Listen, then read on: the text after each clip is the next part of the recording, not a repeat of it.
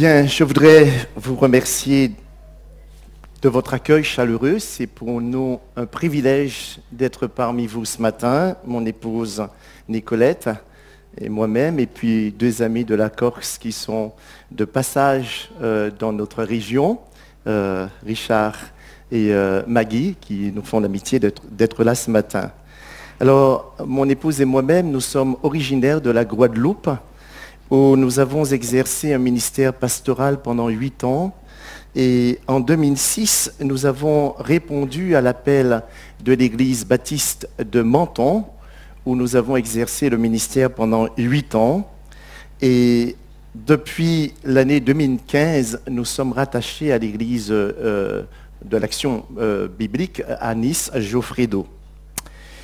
Voilà, nous avons 2 filles, Héloïse et Évodie, qui vit à Marseille, qui est mariée, et Héloïse qui travaille à Paris, à Renault, elle a 23 ans. Et voilà, donc nous sommes bien contents d'être parmi vous en tout cas, et ça nous fait très chaud au cœur. J'ai vécu le dernier culte 2024 parmi vous. Dernier culte, le 29 décembre, si mes souvenirs sont exacts. Le prédicateur Michael, je me suis souvenu de son prénom puisque c'est celui que porte mon gendre et qui est lui-même originaire de Madagascar. Voilà. Et Michael encourageait les paroissiens à demander du renouveau au Seigneur pour l'année 2025. J'ai saisi cette exhortation et depuis, mon épouse et moi prions pour que Dieu, dans sa bonté, dans sa grâce, nous donne la grâce de vivre une nouvelle expérience pastorale et offrir le meilleur de nous-mêmes. Je veux aussi exprimer ma profonde gratitude à Jean-Philippe Lipoff et son épouse Evelyne. Ils nous témoignent de la bienveillance et je dirais même qu'ils assurent un trait d'union entre nous et vous-même, cette communauté. Nous les considérons comme des personnes ressources que Dieu a placées à côté de nous.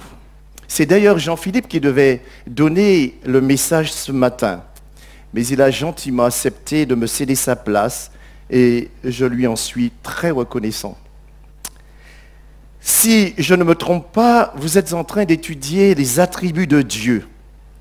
Ainsi, vous avez sans doute évoqué son amour, sa sagesse, sa bonté, sa majesté, son humilité et sa compassion.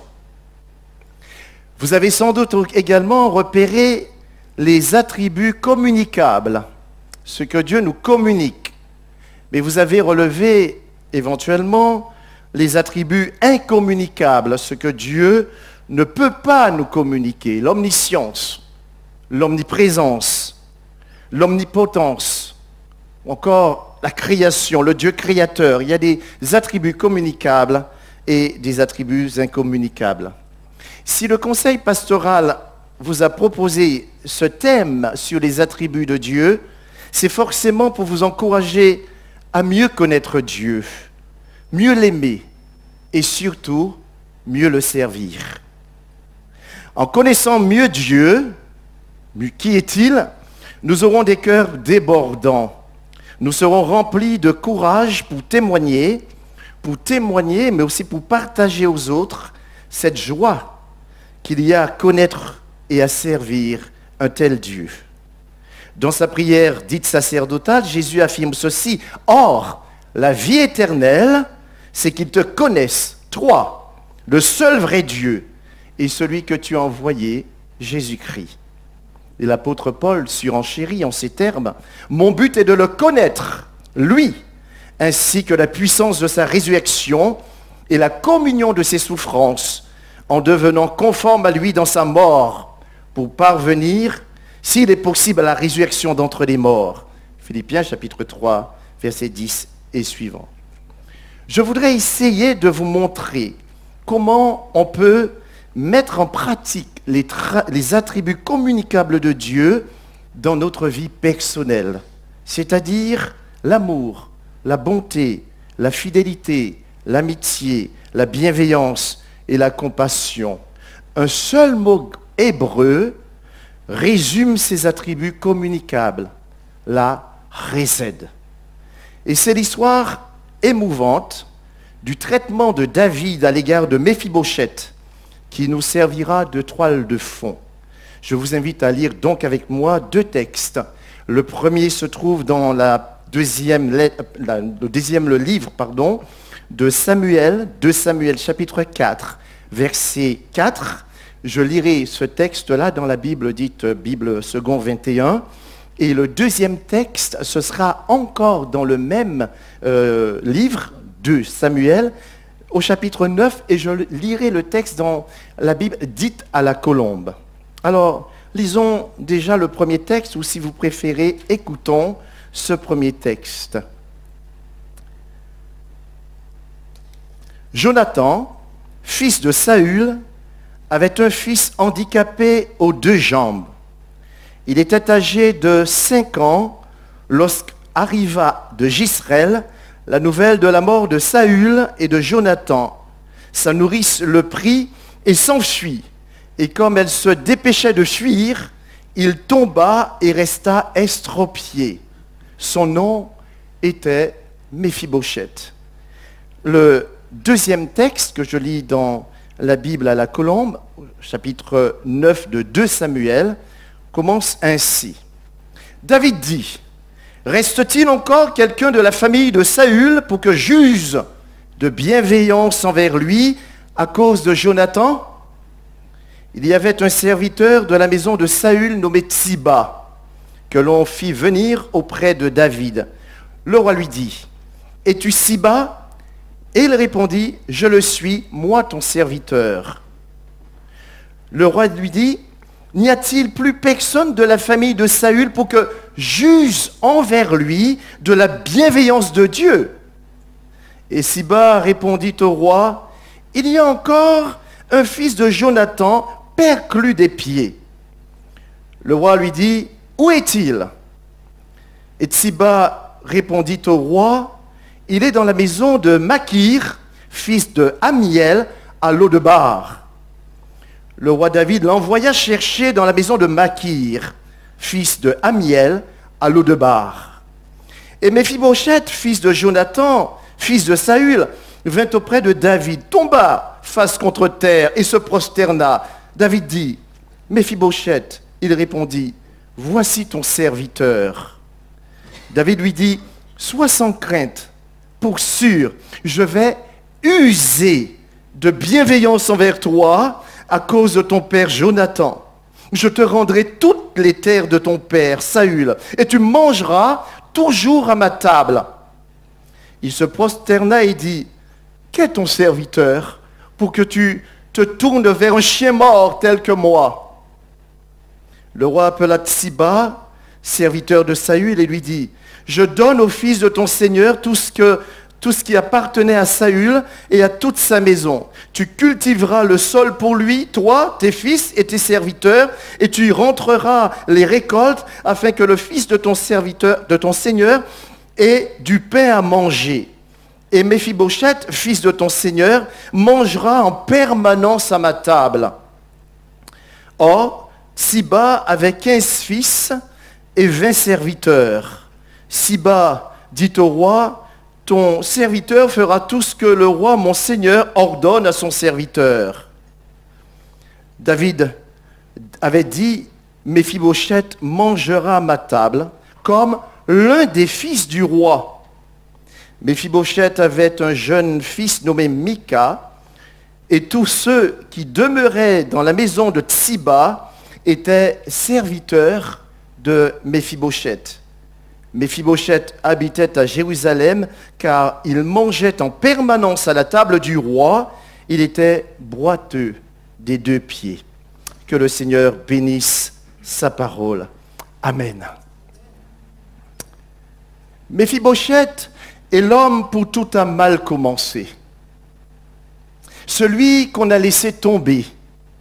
Sa nourrice, celle qui devait le protéger par mégarde, bien sûr, dans son stress, dans son empressement, l'a laissé tomber. Alors qu'il essayait de fuir après avoir entendu l'horrible, la bouleversante nouvelle de la mort de Saül et de ses fils sur le mont Gilboa. La nourrice en hébreu, Homémet, est celle qui tient solidement un enfant et qui lui apprend la confiance. Le mot froid vient de la même racine, aman, et qui a donné en français amen. Voyez, lorsque vous dites amen, cela suppose que c'est certain, c'est solide, c'est sûr.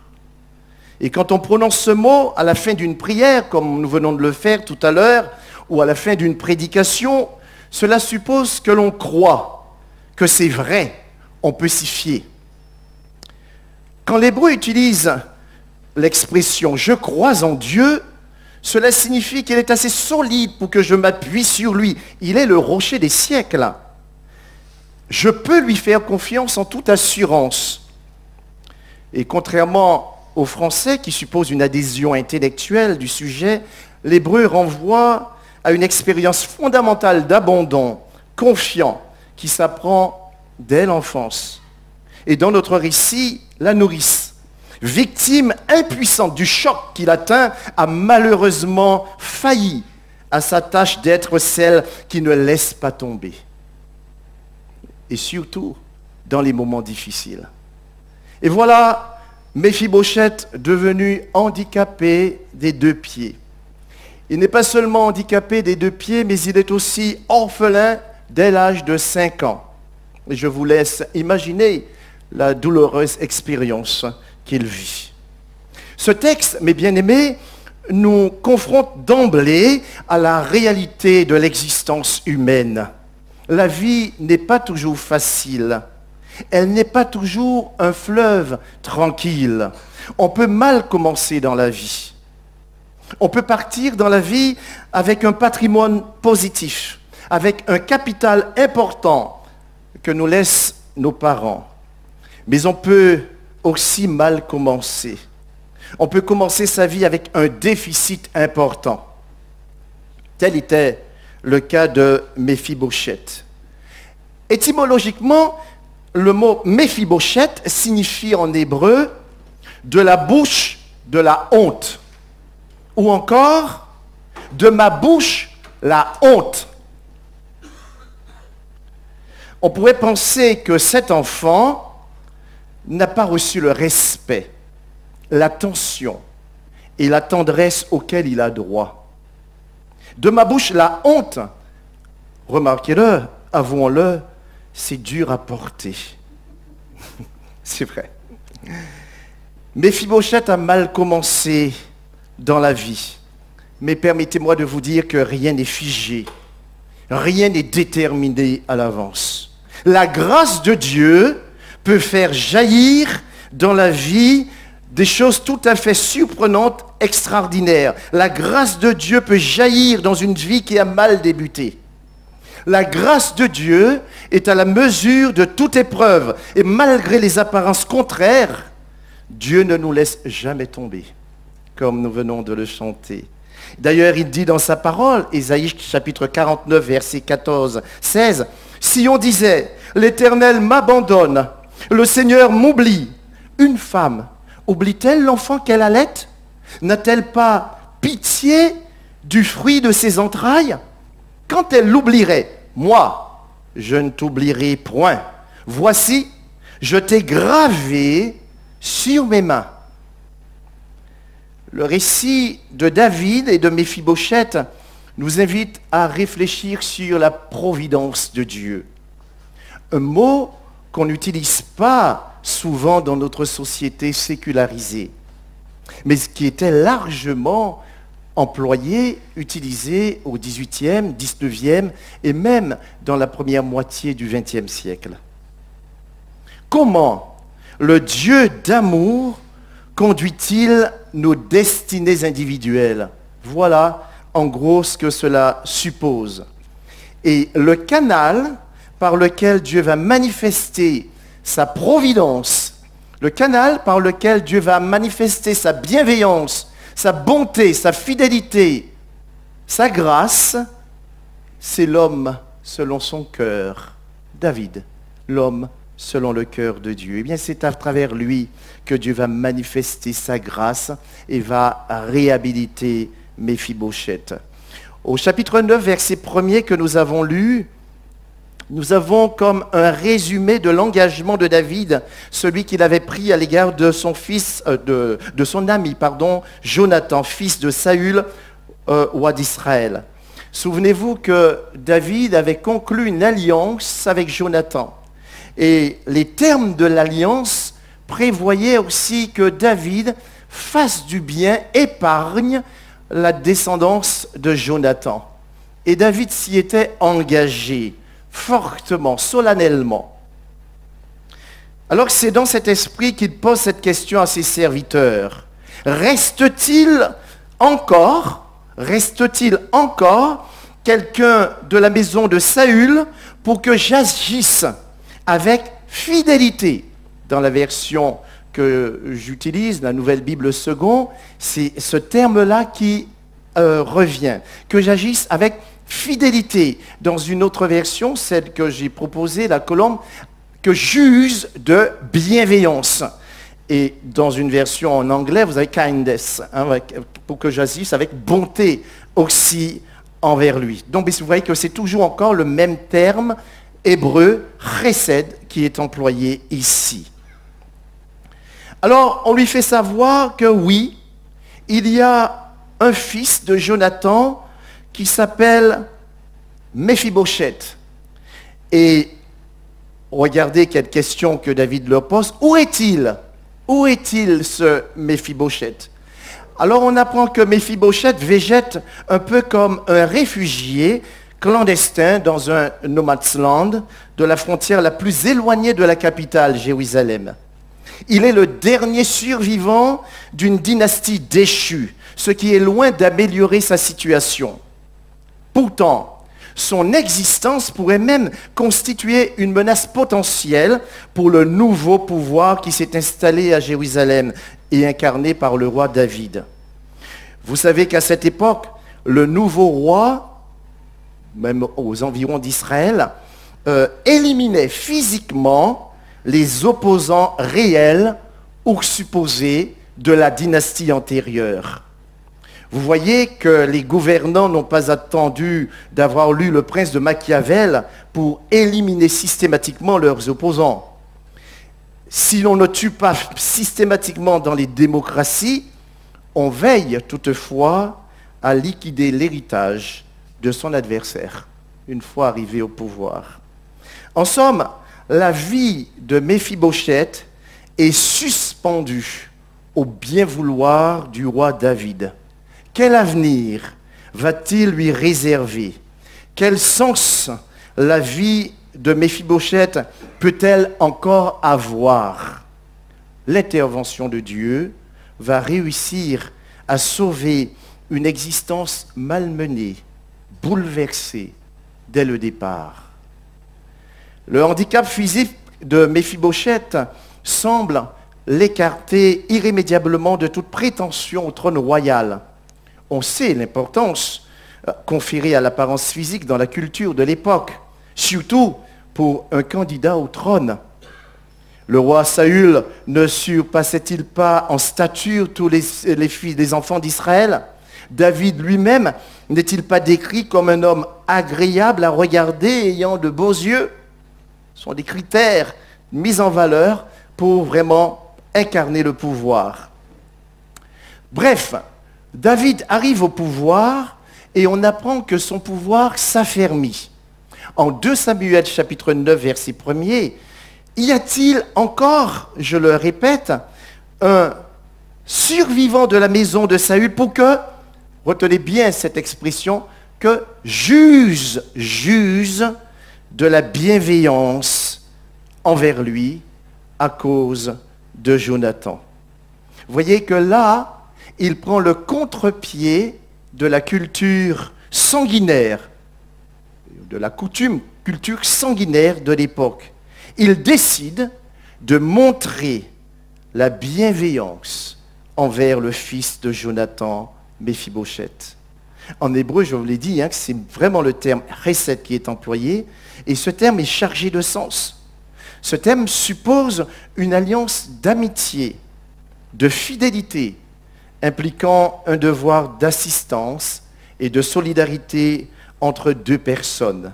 Faire chesed a un sens affectif qui va au-delà de l'obligation de porter secours, car cela suppose l'amour, la bonté, la tendresse d'avoir un fils, un descendant de la famille de Saül.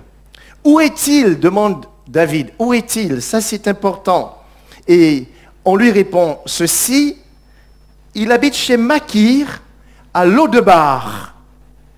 Étymologiquement, le mot Lodebar signifie rien du tout, ou nulle part. Lodebar se trouve même au-delà du Jourdain, en Transjordanie. Le texte voudrait-il insinuer par là que ce réfugié s'est caché dans un trou perdu, aux confins du pays promis, loin de Jérusalem, loin de la capitale du royaume maintenant? C'est peut-être une hypothèse de lecture. Mais un bouleversement va se produire dans la vie de cet homme qui vit caché, loin de Jérusalem. Le roi David, à l'image du berger de la parabole des évangiles, va se mettre en quête de la brebis perdue, blessée, isolée et apeurée. Il envoie le chercher.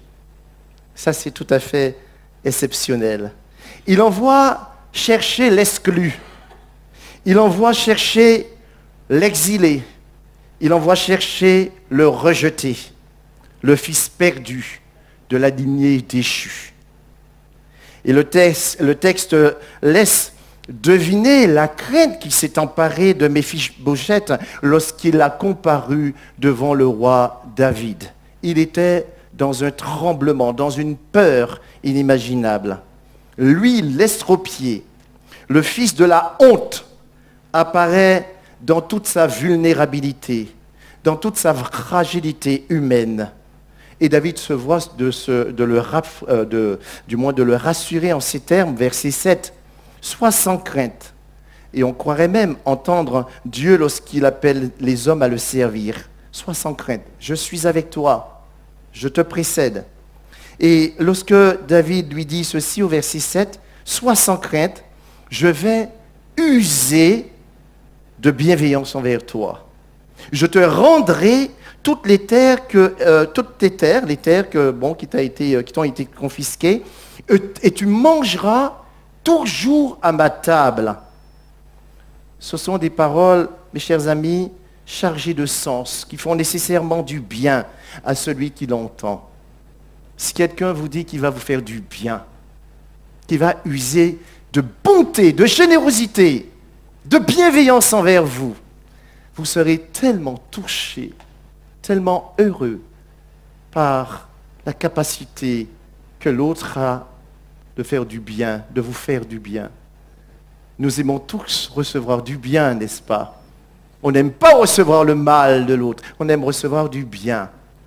Et c'est là que cela nous place auprès de ce Dieu qui nous fait du bien, qui nous aime d'un amour incompréhensible, incommensurable. Et cet homme, l'estropié, le perclus, l'exilé, va être au bénéfice de cette générosité, de cette bonté, de cette grâce qu'il reçoit de David. Et son existence fragile, son existence misérable commence à prendre sens désormais. Voilà Méphibosheth accueilli à la table du roi David. Une grâce incroyable qui va faire de lui à tout jamais une personnalité intouchable. Puisqu'il est protégé par le roi David, qui peut le toucher? Qui peut menacer encore son existence? Et celui qui tenterait de menacer son existence, eh bien, aura affaire au roi David, se mettrait dans une posture désagréable. Mais non, voilà l'exilé, voilà le perclus, voilà celui qu'on avait laissé tomber et repris, est accueilli et il mange à la table du roi. C'est extraordinaire. Une grâce incroyable. Une grâce qui est faite à une personnalité qui devient maintenant intouchable. Il s'agit bien ici d'une restauration dans tous les sens du terme. Sur le plan symbolique, l'affamé de tendresse, le privé d'affection, le laisser pour compte, que cet adolescent pourra enfin retrouver un père et grandir sereinement vers l'âge adulte. Et au verset 9, on apprend que, du chapitre 9, Méphibosheth n'est plus le pauvre ou le misérable survivant. Et comment lui-même il se considérait? Il le dit à David. Regardez l'image qu'il avait de lui-même, Méphibosheth. Vous l'avez lu dans le texte. Qu'est-ce qu'il dit de lui? Il dit qu'il est un chien mort, un chien crevé. Voilà. Il a une opinion très défaitiste de lui-même. Vraiment, et peut-être c'est comme ça qu'il a été considéré pendant longtemps comme rien. Il dit à David qu'il est un chien mort. Pourquoi tu veux prendre soin de moi? Pourquoi tu veux me faire du bien alors que je ne suis rien, alors que je ne compte pas? Mais c'est ça, Dieu. Nous étions tous des égarés. Nous étions des brebis perdues, loin de la présence de Dieu. Nous subissions la condamnation éternelle. Mais Dieu en Jésus-Christ s'est approché de nous et nous a sauvés et nous a installés à la table du roi. Amen. Et il a fait de nous, il nous a retirés de notre humilité. Le voilà honoré devant ceux qui avaient assisté à son humiliante tragédie et l'avaient sans doute méprisé. Méphibosheth accède au rang de fils du roi, si bas, et ses serviteurs devront désormais travailler pour lui. Voilà que Méphibosheth a des serviteurs, lui qui n'était rien. Il a désormais des personnes qui travaillent pour lui, qui cultivent ses champs qui lui ont été restitués et qui pourra manger paisiblement sans se soucier. Cet ancien exilé dont la vie était menacée quitte sa condition précaire et voit son avenir transformé et assuré. Il prend ses repas à la table du roi, verset 7, verset 10, verset 11 et verset 13. C'est vraiment un rappel pour montrer comment il est le récipiendaire de la grâce. Et nous avons cet adverbe qui est là pour pouvoir nous bien rassurer, bien nous montrer que ce n'est pas dans la dentelle que Dieu fait les choses. Il mange pour toujours à la table du roi. Pour toujours. Il sera là tout le temps. Tant que le roi vivra, il sera à la table du roi. Et nous aussi, quand le Seigneur nous a transformés, a changé notre existence, il nous a installés à sa table. Et nous prenons notre repas, pas pour aujourd'hui ou demain, mais pour toujours, dans sa présence glorieuse et bienheureuse. Le psaume 113, versets 7 et 8 nous dit ceci. Très beau verset. Dieu relève le faible de la poussière. Il tire le pauvre du tas d'ordures pour l'installer avec les princes de son peuple. Voilà, seul Dieu est capable de nous réhabiliter de cette manière. Voilà qui résume bien le dénouement de cette histoire qui avait si mal commencé.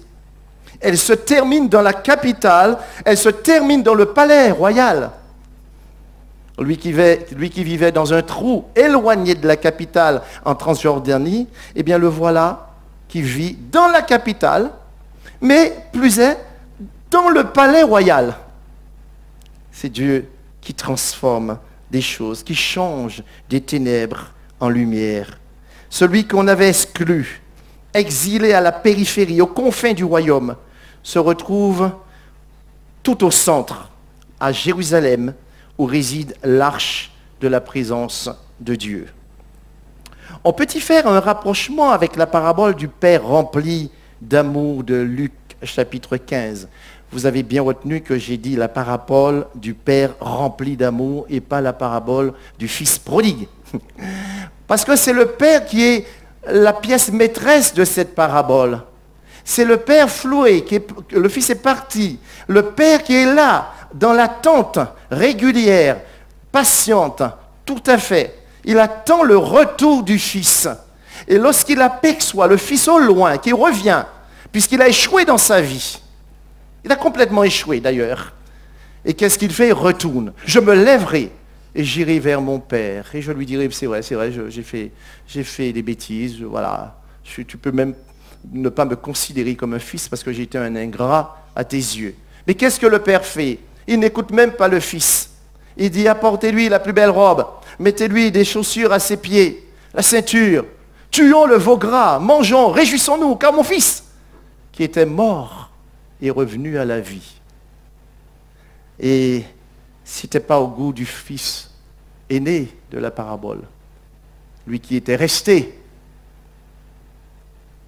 lui qui n'est pas parti, qui n'a pas gaspillé l'argent du père. Et puis, il est frustré. Et il est frustré pourquoi? Parce que le père déploie tellement de bonté, de générosité, de bienveillance à l'égard du fils qui était parti. Et il ne comprend pas que le père soit bon à ce point. Et d'ailleurs, il va le dire, ton fils que voilà, ton fils que voilà. Il ne va pas dire mon frère, ton fils que voilà. Il était parti. Et voilà, tu te réjouis, tu fais la fête à son sujet, mais qu'est-ce que ça veut dire? C'est le monde à l'envers. Il n'était pas conscient que tout ce que le père avait lui appartenait, ce fils aîné. Mais il n'a pas compris la bonté, la générosité, la tendresse et la grâce dont le père est capable. En ce sens, le père de la parabole illustre qui est Dieu parfaitement. Nous qui sommes ingrats, nous qui sommes éloignés de lui, eh bien il nous accueille. Et parfois, vous voyez que quelqu'un avait fait tellement de choses désagréables, et aujourd'hui il est dans la maison de Dieu. Vous et moi, nous sommes dans la maison de Dieu, alors que nous étions éloignés de lui, nous étions objet de sa colère, et nous a rassemblés ici, dans sa maison, pour que nous puissions mieux le connaître, mieux marcher à sa suite, mieux le servir. Et c'est ça qu'il opère dans notre vie. Pour conclure, mes bien-aimés, disons que Dieu nous accueille tels que nous sommes, y compris avec nos faiblesses. Mais il nous accueille avec la même miséricorde, la même bienveillance que celle de David envers Méphibosheth. De même que le seul souffle de la tendresse peut apaiser la brûlure de l'humiliation, seule la douceur de la compassion nous rend capables d'accueillir tout notre être, aussi avec ces côtés que nous jugeons faibles et fragiles. Nous devons nous accueillir tels que nous sommes, tels que Dieu nous accueille. Voyez, parfois, nous cherchons à changer l'autre comme s'il n'est pas à notre goût. Mais laissons l'œuvre de Dieu s'accomplir dans sa vie. Laissons le Seigneur transformer des vies. C'est lui qui est capable de transformer des vies. Nous pouvons encourager des personnes à aimer Dieu, à aller de l'avant. Mais c'est Dieu qui transforme avant tout. C'est lui qui change des vies. Et puis j'ajoute, pour encore évoquer un autre attribut, seul l'accueil de l'amour inconditionnel permet d'accepter en nous-mêmes ce que nous trouvons intolérable et refusons. David, dont le nom signifie aimer, et qui s'est ouvert à la grâce, à la royauté qui lui a été offerte, ne choisit pas la vengeance à cause des souffrances qu'il a endurées de Saül. Mais il emprunte un autre chemin, celui du pardon, de l'accueil, de la tendresse et de la grâce. Il choisit de faire mémoire de l'amitié et de la protection que lui a témoigné Jonathan, le père de Méphibosheth. Et dans la vie de tous les jours, nous sommes confrontés à de pareils choix. Prendre la voie de ce qui relie et rassemble, ou tourner en rond dans de vieilles rancœurs et d'anciennes querelles. Lorsque nous faisons le choix de restaurer une relation, cette histoire nous rappelle que pour mener à bien notre entreprise, nous avons besoin de nous fonder sur le Seigneur de toute grâce et puiser à la source de sa bienveillance. Et c'est là que nous trouverons l'énergie nécessaire pour nous mettre en peine des Méphibosheth que nous rencontrons sur notre chemin, des petits, des malmenés, des laissés pour compte et des meurtris de la vie, pour leur tendre la main. Oui, il y a des situations que nous ne pourrons pas changer complètement. Mais que pouvons-nous offrir? Que pouvons-nous offrir, mes bien-aimés? Nous ne pouvons offrir que ce que nous avons reçu. C'est ce que j'ai reçu que je peux offrir. Et qu'est-ce que nous avons reçu sinon l'amour de Dieu, la bienveillance de Dieu, la fidélité de Dieu, la tendresse de Dieu, la grâce de Dieu. Et c'est ce que nous pouvons offrir autour de nous, ce que nous avons reçu. Si j'ai reçu l'amour de Dieu dans mon cœur, je suis en capacité d'aimer mon prochain comme moi-même. Je suis en capacité d'aider mon prochain. Je suis en capacité de faire chesed à mon prochain. Je ne peux donner que ce que j'ai reçu. Et je veux terminer sur ce merveilleux passage que j'ai trouvé en Acte 3, versets 5 à 7. Il s'agit de Pierre et Jean. Qu'est-ce qu'ils font? Ils rencontrent un boiteux mendiant. Et le boiteux mendiant fixait Pierre et Jean. Et je lis le texte. Et il les regardait attentivement, s'attendant à recevoir d'eux quelque chose. Le boiteux regardait attentivement, espérait qu'il leur donne quelque chose. Alors, Pierre va répondre en ces termes. Je n'ai ni argent, ni or, mais ce que j'ai, je te le donne. Au nom de Jésus, Christ de Nazareth, lève-toi et marche. Et le texte continue ainsi. Et le prenant par la main droite, il le fit lever. Et au même instant, ses pieds et ses chevilles devinrent fermes. Voilà l'exhortation qui nous est adressée. Nous n'avons ni or, ni argent, mais nous donnons ce que nous avons reçu de notre Dieu. Nous donnons l'amour, nous donnons l'évangile que nous avons reçu autour de nous. Et au nom de Jésus, nous pouvons dire aux autres, sois guéri. Au nom de Jésus, reprends confiance. Au nom de Jésus, marche, va de l'avant. Ne regarde pas derrière, marche, avance. Le Seigneur a de grandes choses pour toi. Un jour, Jésus nous a tendu la main.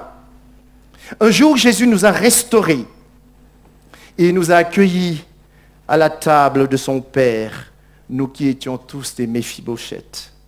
Oui, mes chers amis, je vais le dire, c'est vrai, puisque je me ressens comme cela. Nous sommes des mendiants de la tendresse de Dieu. Nous sommes des mendiants de la grâce de Dieu. Nous sommes des mendiants de l'amour de Dieu. Je suis un mendiant de la bonté de Dieu. Je suis un mendiant de sa grâce, puisque sans laquelle je ne peux pas vivre dans ce monde. Et je suis dépendant, absolument dépendant de la grâce qu'il m'accorde pour vivre, pour marcher, pour espérer, et pour aller de l'avant, et pour le servir tel qu'il le mérite en réalité. Nous sommes des mendiants de la tendresse, de l'affection de Dieu. Je ne vous connais pas suffisamment, mais je me permets de vous appeler à la confiance. Peut-être vivez-vous une situation compliquée. Je proclame la bonté de Dieu sur vous. Je proclame la bienveillance de Dieu sur vous.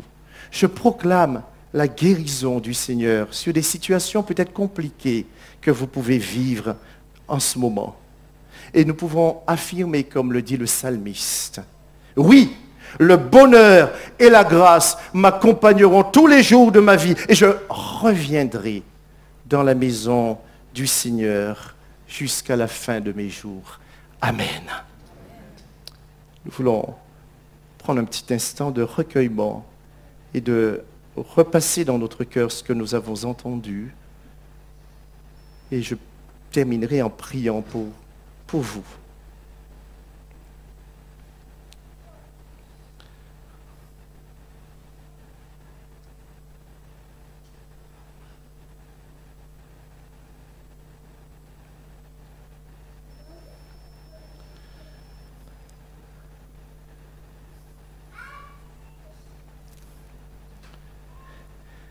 Seigneur, nous sommes saisis de vertige. Nous sommes saisis de vertige devant tant d'amour, tant de bonté, tant de bienveillance, tant de grâce. Et nous te disons notre totale dépendance. Nous te disons, s'il te plaît, de nous bénir richement, puisque ta bénédiction est si précieuse pour nous, pour que nous puissions espérer en toi, pour que nous puissions avancer en toute assurance, avec la certitude que c'est ta main qui nous y conduit, que c'est ta grâce qui nous restaure, de la même manière que tu as restauré cet homme qui pensait que tout était perdu pour lui, qui se considérait comme un chien mort. Mais tu as montré que ta grâce est salvifique, ta grâce réhabilite. Seigneur, visite-nous, transforme nos cœurs, renouvelle-nous. Et plie, s'il te plaît, notre Dieu, fais quelque chose pour que nous puissions toujours croire que c'est toi qui agis dans notre vie. Montre-nous ta bienveillance. Oui, tu dis à Moïse, je ferai passer devant toi toute ma bienveillance et je proclamerai le nom de l'Éternel, l'Éternel Dieu bon, compatissant, lent à la colère, riche en bonté et qui pardonne la faute des uns et des autres. Oui, notre Dieu, c'est vers toi que nous nous tournons. S'il te plaît, accorde-nous ta bénédiction pour que nous puissions vivre pleinement de l'étendue de ta grâce et de ta bonté, de ta fidélité à tout jamais. Nous te le demandons au nom de ta bonté, au nom de ton amour. Amen.